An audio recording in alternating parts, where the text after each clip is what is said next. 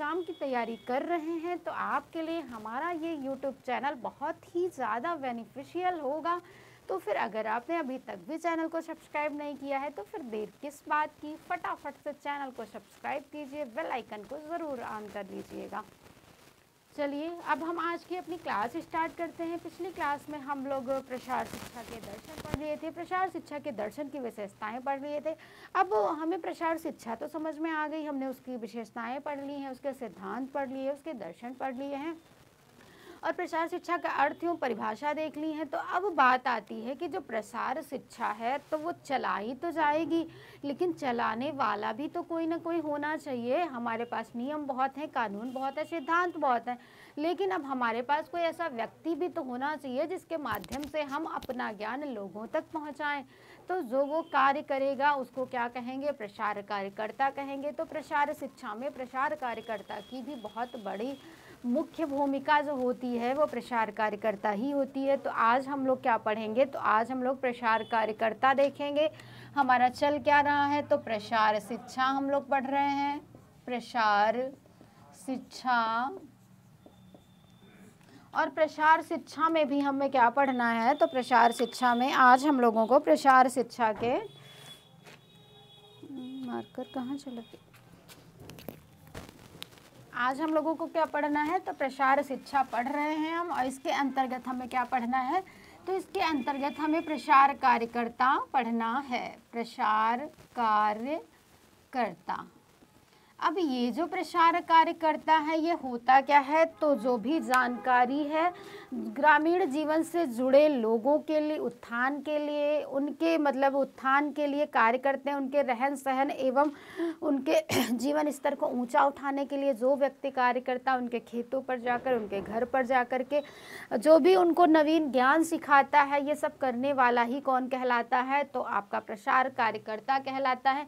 लेकिन अगर हम सरल शब्दों में देखें तो प्रसार काम से जुड़े सभी लोगों को प्रसार कार्यकर्ता कहते हैं। यही तो हम कहेंगे ना, जैसे हम लोग कोई प्रोग्राम होता कहते हैं ये कार्य करता है।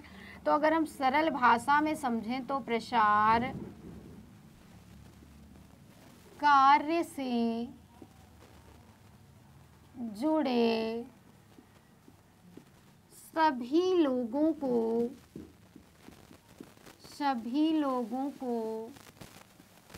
प्रसार कार्यकर्ता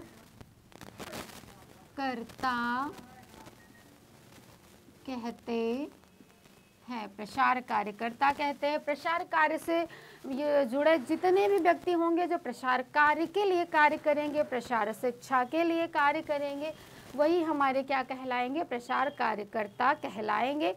इसमें हम देखें कि इनका काम क्या होता है। तो ये लोग काम क्या करते हैं? ये लोग, इन लोगों का मुख्य उद्देश्य क्या होता है? ग्रामीणों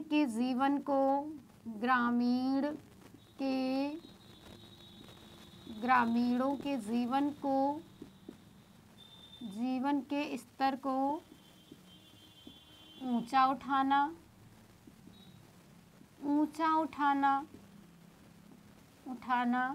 और क्या है? रीति रिवाजों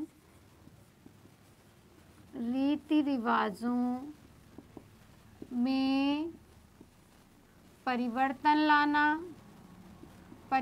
लाना। जैसे क्या है, बहुत जगह पहले हम सुनने में आता है, जैसे लोग बोलते थे ना कि जो ये संतान है ये क्या है? ईश्वर की देन है। तो एक पुरानी एक क्या है? अंधविश्वास था, पुरानी रीति रिवाज थे ना, ऐसा माना जाता था कि कोई भी जो परिवार नियोजन के कार्यक्रम इनको नहीं अपनाया जाएगा, क्योंकि जो हमारी ये संतानें होती हैं ये क्या है? ईश्वर की देन है। लेकिन फिर क्या किया? प्रसार कार्यकर्ताओं ने धीरे धीरे जा करके उनमें जानकारी फैलाई। तो उनमें क्या हुआ? उन्होंने अंधविश्वासों को तोड़ा, रीति रिवाजों को बदला, और अब आज क्या है? आज सब मतलब यही सबको पता चल गया कि जो छोटा परिवार होता है सुखी परिवार होता है। तो ये क्या हो गया? रीति रिवाजों में परिवर्तन हो गया, उनके जीवन स्तर को ऊंचा उठाना हो गया, और प्रसार मतलब ग्रामीणों के विकास के लिए हो गया। ग्रामीणों के विकास के लिए, अब ग्रामीणों में क्या हो जाए? विकास भी हो जाए। ग्रामीणों के विकास के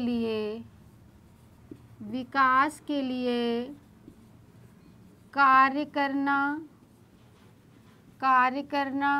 और उनका जो जीवन स्तर ऊंचा तभी उठेगा जब उनके पास क्या होगा, कहीं ना कहीं से उनकी इनकम होगी, उनकी इनकम बढ़ेगी, तब जा कर के उनका जीवन स्तर होगा तो क्या होगा, ऊंचा उठेगा।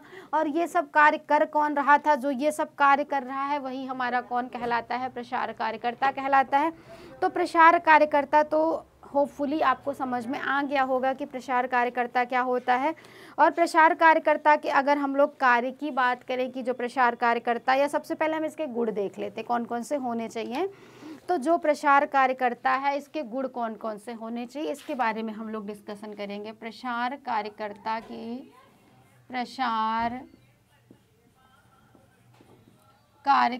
के गुण, इसमें गुण कौन कौन से होने चाहिए प्रसार कार्यकर्ता में।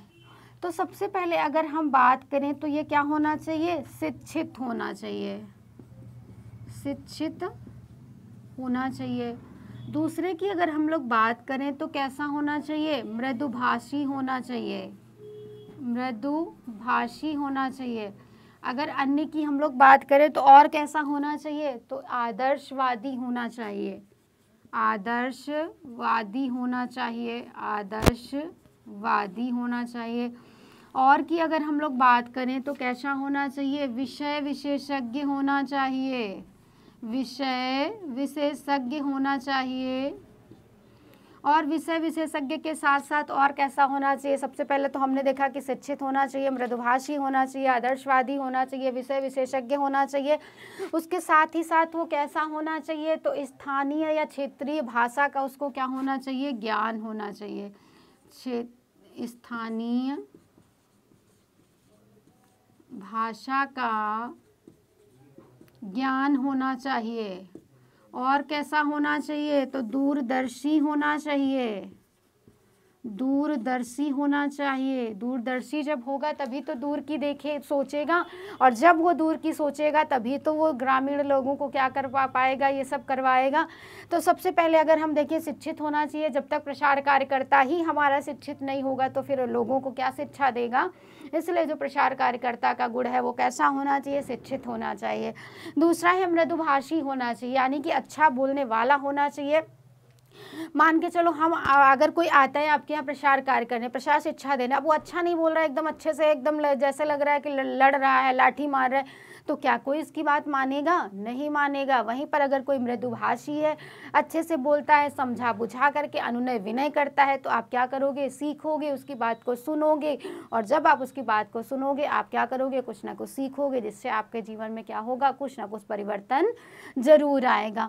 अगला है आदर्शवादी। जो हमारा प्रसार कार्यकर्ता है ये आदर्श व्यक्तित्व वाला होना चाहिए। अगर हम किसी ऐसी पर्सनालिटी को ला करके खड़ा कर दें जिसकी समाज में कोई इज्जत ही ना हो, तो क्या आप उसकी बात सुनोगे, नहीं सुनोगे। तो इसलिए जो हमारा प्रसार कार्यकर्ता है वो कैसा होना चाहिए, आदर्शवादी होना चाहिए। दूरदर्शी होना चाहिए, यानी दूर की देखने वाला होना चाहिए कि इन फ्यूचर क्या होने वाला है। अगर वो दूर की नहीं देखेगा तो फिर लोगों को कैसे सिखा पाएगा कि हमें अपने भविष्य के बारे में योजनाएं बनानी चाहिए। तो जो प्रसार कार्यकर्ता है ये दूरदर्शी भी होना चाहिए। अगले अगर इसकी विशेषता देखें तो ये विषय विशेषज्ञ होना चाहिए। जिस विषय के बारे में उसको प्रसार कार्य करना है उस विषय के बारे में उसको पूर्ण जानकारी होनी चाहिए। अगर पूर्ण जानकारी उसके पास नहीं है तो लोगों के इतने ज़्यादा क्वेश्चंस होते हैं, क्वेरीज होती हैं, तो वो उनके आंसर कैसे दे पाएगा, उनको सेटिस्फाई कैसे कर पाएगा। और जब वो सेटिस्फाई नहीं होंगे तो क्या वो कार्य करेंगे, कतई नहीं करेंगे। तो इसलिए जो प्रसार कार्यकर्ता है वो कैसा होना चाहिए, विषय विशेषज्ञ होना चाहिए। और है स्थानीय भाषा का उसको क्या होना चाहिए, ज्ञान होना चाहिए, यानी कि क्षेत्रीय लैंग्वेज उसको आनी चाहिए। क्यों आनी चाहिए कि जिस क्षेत्र में जो भाषाएं बोली जाती हैं अगर आप उस भाषा में उनको समझाएंगे तभी तो उनको समझ में आएगा। जैसे अगर आप हिंदी भाषी हो, कोई आकर के आपको फारसी भाषा में कुछ समझा जाए तो क्या आपको समझ में आएगा, नहीं आएगा। तो वैसे ही जो प्रसार कार्य ग्रामीण है ना, ज़्यादा से ज़्यादा तो ग्रामीण होते हैं। अब कोई आके उनको ज़्यादा से ज़्यादा सब इंग्लिश में बोल के चला जाए तो सब लोग तो नहीं समझ पाएंगे। तो इसलिए जो भाषा है प्रसार कार्यकर्ता की वो कैसी होनी चाहिए, क्षेत्रीय भाषा का उसको ज्ञान होना चाहिए। जिस क्षेत्र में वो गया है तो उसे उस क्षेत्र की भाषा का प्रयोग करके ही प्रसार शिक्षा देनी चाहिए।